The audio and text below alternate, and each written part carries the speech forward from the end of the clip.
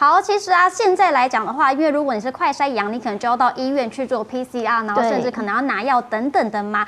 那接下来呢，要告诉大家的这个案例，我真的觉得非常过分。对，有名妇人，应该说有名女子啊，她因为快筛阳性，然后她到医院做 PCR， 她在等待拿药的时候，她就说这一名妇人，她就是呢原本是排在她的前面的，结果呢中间不知道什么原因，她就离开了嘛，等于是她就脱离这个排队的队伍了。没想到之后，她又重新回来插队，排在她的前面。让这名女子就觉得很生气啊！你为什么可以插队呢？她也跟这个妇人就说：“你不可以这个样子哦，你应该要重新排队。”没想到这名妇人不听劝之外，竟然还直接拿下这个口罩，然后对着这名女子是狂咳嗽、报复性的咳嗽。那这个行为让人家觉得非常无法接受，也让这也让所有在场的民众相当傻眼。你们要继续讲吗？反正你们就是插队啊！什么叫插队？没有插队吗？你们刚刚就是离开啊！我告诉你一件事情，我排在这里，大家写不写名字嘛？我告诉你，有人这个样子吗？我今天去 7-Eleven 买东西，我拿东西我不能插队，我要去后面排队啊！你走开，你如果让他们去的话，你再回来，我们不会讲话，因为我们知道你排过。我排过，可是就是要重新排。你说到这里乱规则，这是规则。天哪！你们就是一直讲小孩子倚老卖老，我比你老太多，就是因为倚老卖老才丢脸啊！影片中可以看到妇人不满被要求重新排队，不停地和原 po 争辩，但讲到激动处，竟然转身拉下口罩，故意对着原 po 疯狂的咳嗽，让在场众人相当傻眼。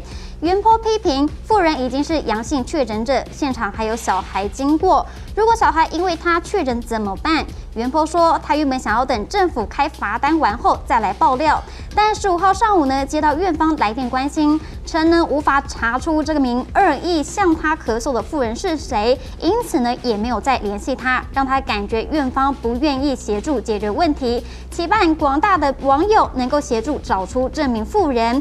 那许多网友也纷纷留言说，这个应该要开罚吧，这名妇人可是故意传播病毒。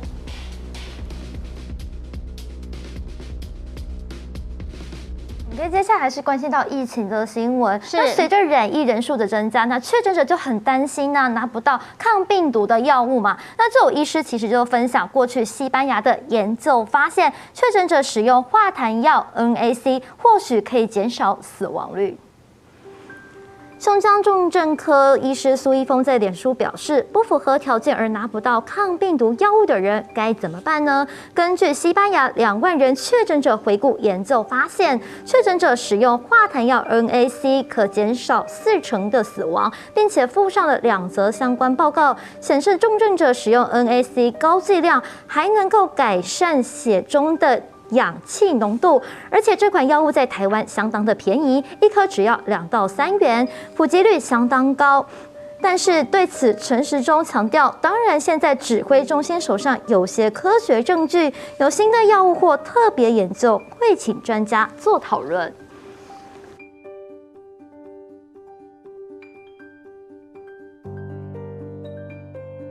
刚刚小倩主播提到这个化痰药 NAC， 最近因为医师的分享，所以造成民众的一个抢购潮。不过医师也呼吁家长千万不要来抢购，因为儿科医师平常就很常在使用了。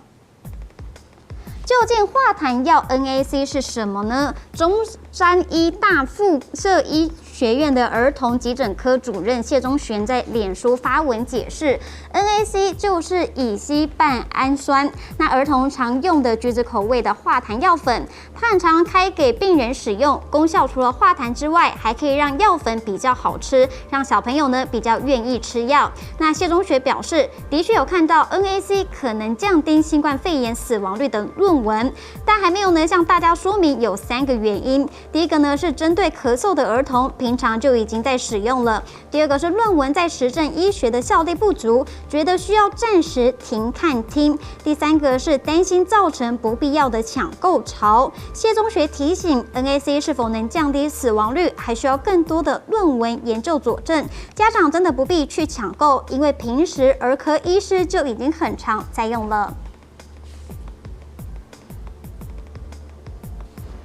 好，我们知道疫情升温之下，其实各种抗疫偏方满天飞。是，那在台南就有一位环保局的王姓员工，在个人脸书抛出影片，说自己确诊时都喝椰子水加柠檬汁和盐巴，很快就会好了。而这没有科学证据的不实资讯，恐怕有误导民众的嫌疑。环保局回应已请当事人删除文章，卫生局则表示会依法严查。用的那个椰子，那个柠檬水，还有椰子汁，然后柠檬水加在椰子汁变这样子。台南市卫生局一名王姓员工遭人投诉，在脸书公开散播治疗新冠肺炎的偏方。他表示，确诊后喝椰子水加柠檬水和盐，很快就会好。这种没有科学根据的不实资讯，恐怕会误导民众。许多网友看到这个偏方后都气炸，表示散播这种假讯息，环保局居然无视，这种假消息真的害死人不偿命哎！对此，环保局回应已请当事人删文，卫生局则表示将依法严查。好，我们知道随着本土确诊数的飙升，投药要把握发病5天的黄金期，而指挥中心目前和地方已经达成共识了，65岁以上快筛阳性经医师评估就可拿药。至于相关的配套措施，还要在讨论后会公布。在65岁以上，如果是快筛阳，那不跟这个所谓的确诊。就把它切割开来，就快筛阳经过医师的相关的一些评估跟使用药物就可以处方给予药物。这基本上这一点是大家今天算是有共识的。